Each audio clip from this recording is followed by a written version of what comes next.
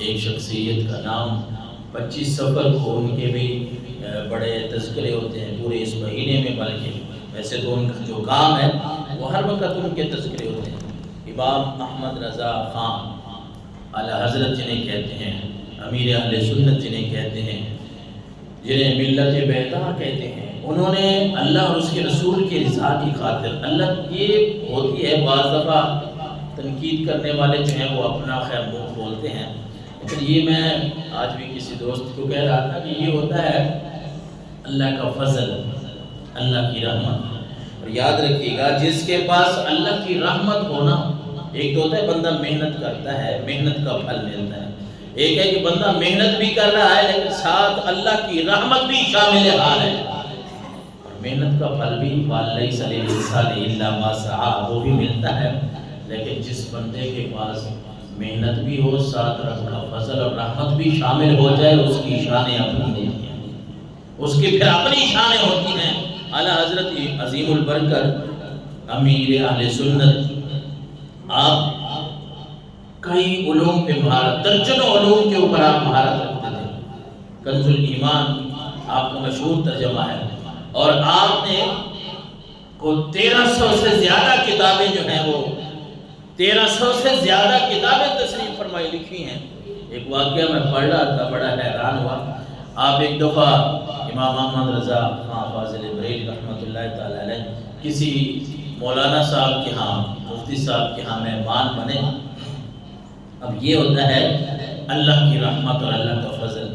کہ بچے جب وہ پورا بول نہیں سکتے نا، اس وقت 4 سال کی عمر میں آپ ناظر قرآن پڑھتے تھے صحیح روانگی کے ساتھ، اور اسی طرح پھر جب 6 سال کے ہوئے تو آپ نے قرآن مجید کو اوپر دسترس حاصل کرنا شروع کر دی، اور آپ نے علم حاصل کرنے کے لیے مزید آپ آگے بڑھے۔ انڈیا میں، ہندوستان میں آپ کا گھر ہے، آپ کا مزار ہے، وہاں 100 سال سے زیادہ ہے، 1921 میں آپ کی وفات ہوئی، اور لیکن اللہ تبارک و تعالیٰ نے آپ کو ملکہ ایسا عطا فرمایا تھا، رب نے آپ کو فضل اور اپنی رحمت ایسی عطا فرمائی تھی کہ 13 سال کی عمر، آج کل کے بچے ہمارے، ہم نے ان کو کیا سمجھایا اور کیا سیکھا انہوں نے کہ 13 سال کچھ مہینوں کے جواب ہوئے تو آپ نے جو مروجہ علوم تھے نا اس وقت کے مطابق جو پڑھائے جاتے تھے اپنے والد سے، دوسرے استاد اس کے وہ پڑھ لیے تھے، اور فتویٰ بھی اس عمر میں آپ نے پہلا دے دیا تھا۔ کوئی یعنی مسئلہ پوچھنے آیا تو والد نے کہا بھائی احمد رضا آپ بتائیں اس کا جواب کیا ہے، تو آپ نے مفصل جواب لکھ کے دے دیا، اور بڑے حیران ہوئے اس وقت کے لوگ بھی کہ اللہ تبارک و تعالیٰ کی رحمت جس کو مل جاتی ہے، رب کا فضل جس کو مل جاتا ہے، وہ پھر امام احمد رضا بن جاتا ہے۔ اور پھر آپ جو واقعہ میں آپ کو بتا رہا تھا، آج کل ہمیں کتابوں کی ضرورت ہوتی ہے، ہم پڑھتے ہیں، یہ جمعہ کا مطالعہ کرتے ہیں، دیگر جو خطابات کے لیے جانا تو تیاری کرنا، ایک ایک بات کو کئی دفعہ پڑھنا، ایک کتاب میں دوسری میں، حدیث کی فلاں کتاب دیکھیں، تفسیر کی فلاں کتاب دیکھیں، پھر ہمارا دماغ تو اتنا ہے کہ کبھی بھول جائے بات پھر دیکھنی پڑتی ہے، لیکن اللہ کا فضل اور اللہ کی رحمت اعلیٰ حضرت پہ کتنی تھی کہ وہ مفتی صاحب کے پاس کہیں گئے، مہمان بنے، ان کو کہا کہ آپ کی لائبریری میں کتاب دیکھی ہے العقود الدریہ فی تنقیح الفتاوی، میرے پاس کتابیں تو ہیں، چونکہ جو علم والے لوگ ہوتے ہیں ان کا شوق یہی ہوتا ہے میرے پاس کتاب ہو میں پڑھوں، فلاں کتاب ہو، کسی بھی جگہ پہ جب ہم جاتے ہیں دیکھتے ہیں فلاں جگہ پہ یہ کتاب پڑھی، فوری ذہن میں آ جاتا ہے میری لائبریری میں یہ نہیں ہے، یہ لینی چاہیے۔ تو اعلیٰ حضرت عظیم البرکت نے انہیں کہا کہ میرے پاس کتابیں تو ہیں، یہ نسخہ نہیں تھا، یہ پڑھنا تھا ذرا، یہ میں آج آپ کے پاس مہمان ہوں، مجھے ساتھ دے دیجیے گا اور میں پڑھ کے واپس کر دوں گا۔ تو مفتی صاحب کہنے لگے، شیخ الحدیث صاحب کہ ٹھیک ہے حضرت آپ کو دے دیتے ہیں، لیکن ساتھ ایک شرط بھی لگا دی، کہتے ہیں میرے پاس تو اتنے وسائل نہیں ہیں، یہ 2 جلدیں ہیں، ایک کتاب کی، یعنی 2 کتابیں بنی ہوئی ہیں، آپ پڑھ کے مطالعہ کر کے مجھے واپس کر دیجیے گا۔ آپ نے فرمایا ٹھیک ہے۔ دوسرے دن یہ ہوا کہ پھر کسی نے دعوت کر دی، آپ کو دوسرے دن بھی رہنا پڑا، لیکن آپ نے اس کتاب کا مطالعہ شروع کر دیا، اس کو پڑھنا شروع کر دیا۔ جب تیسرے دن آپ واپس جانے لگے تو آپ نے فرمایا بھائی یہ کتاب جو ہے نا 2 جلدیں یہ مفتی صاحب کو واپس کر دیں۔ مفتی صاحب حاضر خدمت ہوئے، حضرت آپ تو کہہ رہے تھے کہ یہ آپ نے ساتھ لے کے جانی، آپ لے جائیں، کوئی مسئلہ نہیں، آپ نے فرمایا نہیں، میں نے اللہ کے فضل سے ان کتابوں کو پڑھ بھی لیا ہے اور اپنے ذہن میں ان کو بٹھا بھی لیا ہے، ان کو میں نے اپنے ذہن میں بٹھا لیا ہے، اب یہ مجھے باتیں بھولے گی نہیں۔ تو اللہ کا فضل اور اللہ کی رحمت دیکھنی ہو تو پھر یہ ہوتی ہے۔ وہ علی گڑھ یونیورسٹی کے وائس چانسلر کا بڑا مشہور واقعہ منقول ہے کہ علی گڑھ یونیورسٹی کے پروفیسر تھے ڈاکٹر ضیاء الدین، میتھ کے ٹیچر تھے، اور میتھ کا کوئی معاملہ تھا اس وقت تو حل نہیں ہو رہا تھا، مختلف قسم کے پروفیسر حضرات، ٹیچر حضرات میتھ کے جو تھے وہ بیٹھتے تو وہ کلیہ جو ہے وہ صحیح اس کی حل جو ہے وہ تلاش نہیں۔ کسی نے کہہ دیا کہ حضرت آپ یہ انڈیا چلے جائیں، ہندوستان چلے جائیں، وہاں جو احمد رضا مولوی ہیں نا ان سے جا کے یہ پوچھ لیں۔ وہ کہتے ہیں میں نے سوچا، پہلے تو میں نے سوچا چونکہ میں وائس چانسلر تھا یونیورسٹی کا، تو میں نے سوچا میں مولوی صاحب کے پاس جا کے کیا کروں گا، یہ میتھ کا مسئلہ ہے، میں نے جرمن جانا ہے۔ لیکن کہتے ہیں مجھے کسی نے کہا بھائی بابا جی آپ ایک دفعہ چلے تو جائیں، دیکھیں تو صحیح وہ جواب کیا دیتے ہیں۔ جو اللہ کے نیک بندے ہوتے ہیں پھر اللہ تبارک و تعالی ان کو کتنا اپنی شانوں سے نوازتا ہے، اور یہ ہر بندے کے بس کی بات نہیں ہوتی۔ جس طرح میں عرض کر رہا تھا یہ رب کا فضل ہی ہوتا ہے، رب کا کرم ہوتا ہے۔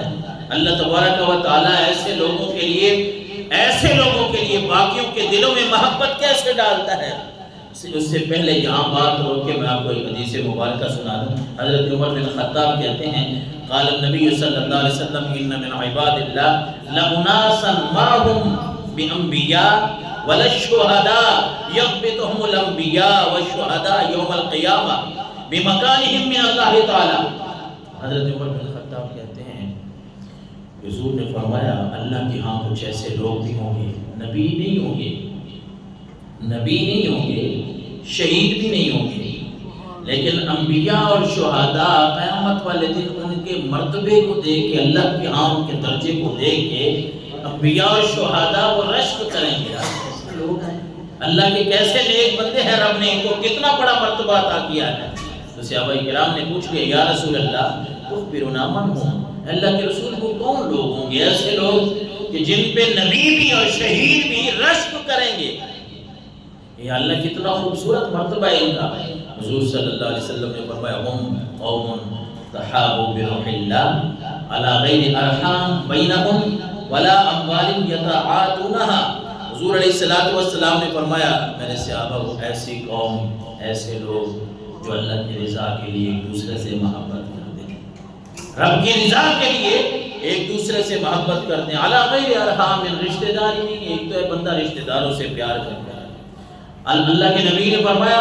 جن کو اللہ اتنا بڑا مرتبہ عطا فرمائے گا وہ کون لوگ ہوں گے؟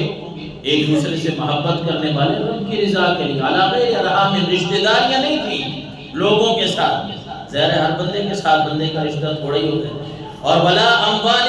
یتعاطونها، آپس میں کوئی تجارت، کوئی مال، کوئی مشترکہ کوئی چیز نہیں تھی۔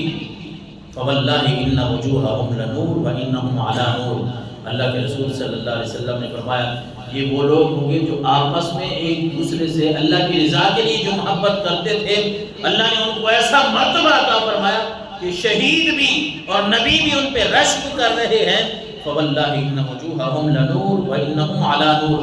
حضور نے فرمایا اللہ کی قسم اللہ ان کے چہروں پہ بھی نور عطا فرما دے گا اور نور ان کو ڈھانپ لے گا۔ اللہ اکبر۔ اور فرمایا لا یخافون اذا خاف الناس ولا يحزنون اذا حزن الناس۔ اللہ کے نبی نے فرمایا یہ وہ لوگ ہوں گے کہ جب لوگ ڈر رہے ہوں گے، اللہ کا خوف ہوگا، ان کو کوئی خوف نہیں ہوگا۔ جب لوگ پریشان ہوں گے انہیں کوئی پریشانی نہیں ہوگی۔ کیوں؟ کیونکہ انہوں نے اللہ اور اس کے رسول کی رضا کے لیے زندگی بسر کی، ایک دوسرے سے محبت کی۔ تو اعلیٰ حضرت عظیم البرکت کے بارے میں یہ بات منقول ہے کہ ڈاکٹر ضیاء الدین نے کہا میں تو جرمن جانا چاہتا ہوں، تو میتھ کا ریاضی کا ایک مسئلہ ہے۔ کسی نے کہا کہ نہیں مولانا صاحب کے پاس چلے جائیں، ہندوستان میں بیٹھے آپ کو بتا دیں گے۔